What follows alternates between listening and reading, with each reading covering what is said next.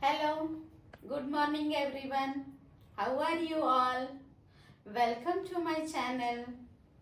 So today we are going to learn about past continuous tense.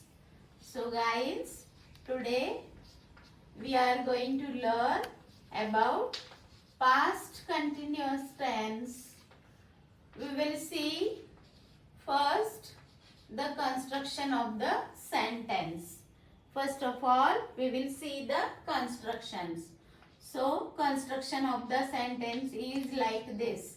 First, you have to write your subject. After that, you have to use was or were according to the subject. You have to use was or were according to the subject. And then after that verb ing.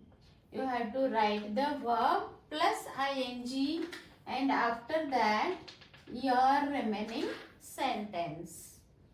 Past continuous tense चा अर्थ आहे चालू भूतकाळ किंवा अपूर्ण भूतकाळ. यामध्ये वाक्याची रचना असते करता, त्यानंतर वॉज किंवा वेर यापैकी योग्य ते रूप आणि मग क्रियापदाला आयएनजी प्रत्यय लावायचा आणि त्यानंतर मग तुमचं राहिलेलं सेंटेन्स असेल. So we will take some example. See, मी लिहित होतो. I was writing. Here who is the subject? I. इथे करता कोण आहे? I. I is a singular person. So you will write here was. Where is used for the plural. जर करता अनेक वचनी असेल तर तुम्ही where हा शब्द वापरायचा. So here see, I was writing. आम्ही लिहित होतो. We were writing. आम्ही लिहित होतो. We were writing. ते लिहित होते. They were writing.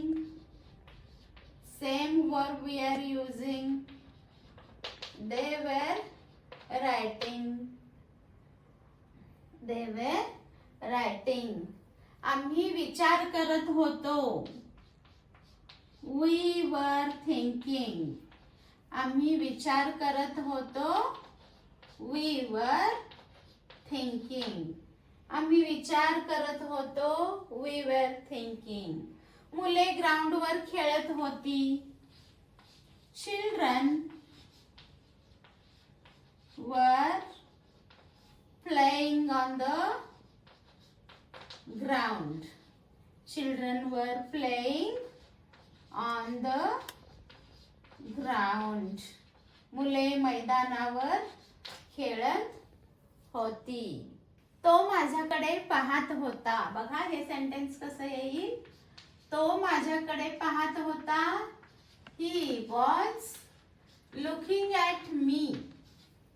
He was looking at me. माझी आई मला काहीतरी सांगत होती. My mother. माझी आई. My mother was telling. My mother was telling something to me. माझी आई मला काहीतरी सांगत होती. My mother was telling something to me. वारा वाहत होता. वारा वाहत होता. The wind was blowing. The wind was blowing. बघा समजतायत ना तुम्हाला सेंटेन्सेस छान पद्धतीने.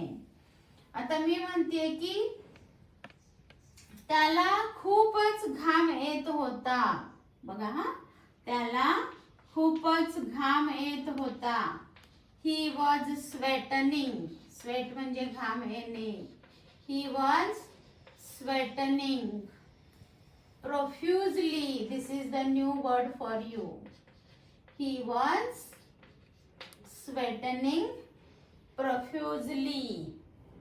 मी काल रात्री पिक्चर पाहत होते. I was watching. I was watching a movie. I was watching a movie at night. Okay, you all practice all these sentences and please comment me in the past continuous tense sentences. खाली जे आपल्याला comment देता तुम्ही त्याच्यामध्ये तुम्ही past continuous टेन्सची वाक्य बनवून काय करायची आहेत तुम्हाला तिथे लिहायची आहेत. ॲटलिस्ट 2 तरी वाक्य तुम्ही लिहायचीच आहेत. Then I will understand that you all have understood all this. मग मला कळेल की तुम्हाला समजतंय. ठीक आहे. पुन्हा भेटूया अशाच एका छान व्हिडिओमध्ये. Till then bye everyone and take care. We will be meeting in the next video.